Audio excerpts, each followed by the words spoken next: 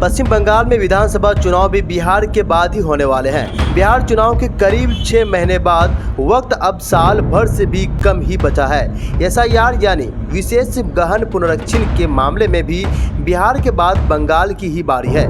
चुनाव आयोग की तरफ से एसआईआर की तैयारियां भी शुरू हो गई है और तैयारियां का असर भी नजर आने लगा है। मालदा और मुर्शिदाबाद जैसे सीमावर्ती राज्यों में लोग अपने कागजात दुरुस्त कराने के लिए अभी से एक्टिव हो गए हैं। रिपोर्ट के मुताबिक जन्म स्थान और जन्म तिथि से जुड़े दस्तावेज जुटाने के लिए लोग ग्राम पंचायतों, नगर पालिकाओं और स्थानीय अदालतों का रुख करने लगे हैं और ये इलाके बांग्लादेश की सीमा से सटे हैं और यहाँ अल्पसंख्यक समुदाय के लोगों की आबादी है। बिहार और बंगाल के एसआईआर मामले में थोड़ा फर्क है। बिहार के मुकाबले बंगाल के लोगों को ज्यादा वक्त मिलने वाला है और जिस तरह से लोग अभी से सक्रिय हो गए हैं, लगता है कि बिहार जैसे अफरा तफरी बंगाल में नहीं मचने वाली। मगर हाँ, लेकिन राजनीति तो वैसे ही होगी, ये तय है। हो सकता है बिहार के मुकाबले ज्यादा ही बवाल हो सके। सुना है राहुल गांधी और उनकी टीम वोटर अधिकार यात्रा को बिहार से बाहर बड़ा कैनवास देना चाहते हैं और ये बात तभी सामने आई थी जब बिहार में वोटर अधिकार यात्रा शुरुआती दौर में थी। वोटर अधिकार यात्रा की नींव तो दिल्ली में ही पड़ी थी। पहले सड़क पर माहौल बनाया गया था और बाद में इंडिया ब्लॉक की बैठक में तब तो लगा था सब कुछ तेजस्वी यादव करने वाले हैं, लेकिन बाद में तो सब कुछ बदल गया। राहुल गांधी ने पूरी कमान ही अपने हाथ में ले ली थी, ऐसा लगने लगा। अब तो राहुल गांधी ने एटीएम बम के बाद हाइड्रोजन बम फोड़ने का भी ऐलान कर दिया है। और सबसे बड़ा सवाल है कि क्या तेजस्वी यादव की तरह ममता बनर्जी भी राहुल गांधी को ऐसे ही छोड़ देंगी? वोटर अधिकार यात्रा के समापन के मौके पर राहुल गांधी ने पटना में कोई स्पष्ट घोषणा तो नहीं की, लेकिन बड़ा संकेत जरूर दिया। वैसे ही बड़े संकेत जैसे पहले भी कई बार दे चुके हैं। एटीएम बम और अब हाइड्रोजन बम। राहुल गांधी ने लोगों से सवाल जवाब वाली शैली में फीडबैक भी लिया। उन्होंने कहा होना चाहिए कि नहीं चाहिए। हमेशा की तरह आक्रामक अंदाज में राहुल गांधी बोले, महादेवपुरा में वोट चोरी के रूप में परमाणु बम के बाद हम जल्द ही हाइड्रोजन बम लाएंगे। लोकसभा में विपक्ष के नेता राहुल गांधी ने अपनी बात को सरल भाषा में समझाने की कोशिश की। बोले, वोट चोरी का मतलब अधिकार, आरक्षण, रोजगार, शिक्षा और युवाओं के भविष्य की चोरी है। और दिल्ली के बाद बिहार की राजनीति में राहुल गांधी की दिलचस्पी तो देखी जा चुकी है और पश्चिम बंगाल का अभी नहीं पता। कांग्रेस की स्थिति के हिसाब से देखें तो दोनों राज्यों में मामूली ही फर्क है।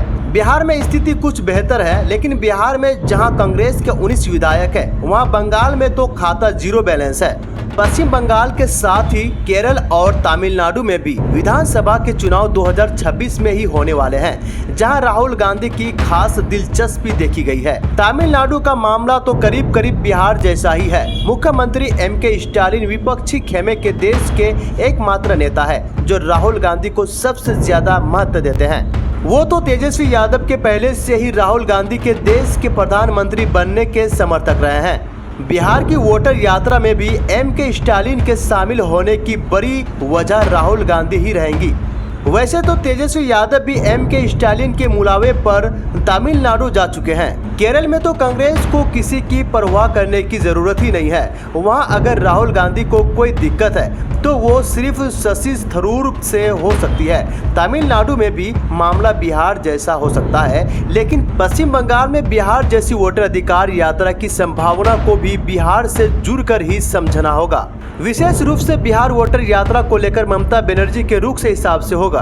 कहने को तो उद्धव ठाकरे और शरद पवार जैसे नेताओं ने भी वोटर अधिकार यात्रा या उसके समापन कार्यक्रम में हिस्सा नहीं लिया, लेकिन अखिलेश यादव, एमके स्टालिन और हेमंत सोरेन का शामिल होना मायने तो रखता ही है। लेकिन ममता बनर्जी ने तो ऐसा नहीं किया। ममता बनर्जी ने तो डेरेक ओब्रायन को भी नहीं भेजा, यूसुफ पठान और ललित तेसापति प्राठी को भेजकर रस्म निभा दी और ऐसा करके अपना स्टैंड भी साफ कर दिया। हो सकता है राहुल गांधी की जगह तेजस्वी यादव वोटर अधिकार यात्रा का नेतृत्व कर रहे होते तो ममता बनर्जी का फैसला अलग होता।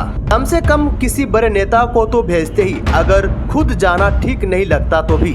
आखिर लालू यादव ने ही तो ममता बनर्जी को इंडिया ब्लॉक का नेता बनाने का स्पॉट किया था और लालू यादव का ये रुख करीब करीब वैसे ही था जैसा सोनिया गांधी के विदेशी मूल के होने के मुद्दे पर। कांग्रेस को लेकर ममता बनर्जी का रुख कभी बदला हो ऐसा तो नहीं दिखा और ये अभी की बात नहीं है, जब से पश्चिम बंगाल की मुख्यमंत्री बनी तभी से। बीच में यूपी सरकार का हिस्सा जरूर थी, लेकिन अपनी ही शर्तों पर 2024 के लोकसभा चुनाव में तो तृणमूल कांग्रेस के आसपास कटकने तक नहीं दिया और पश्चिम बंगाल विधानसभा चुनाव को लेकर भी बिल्कुल वैसा ही माहौल पहले से ही बना रखा है। और ममता बनर्जी के रुख को राहुल गांधी तो समझते ही होंगे। कांग्रेस नेता अधीर रंजन चौधरी के रिएक्शन से भी कई बातें साफ हो गई है।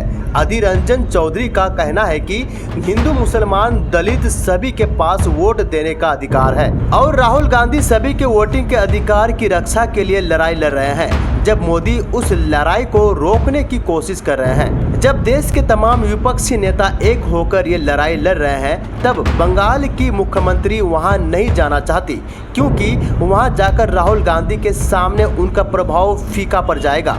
वीडियो इंफॉर्मेटिव लगने पर शेयर जरूर करें।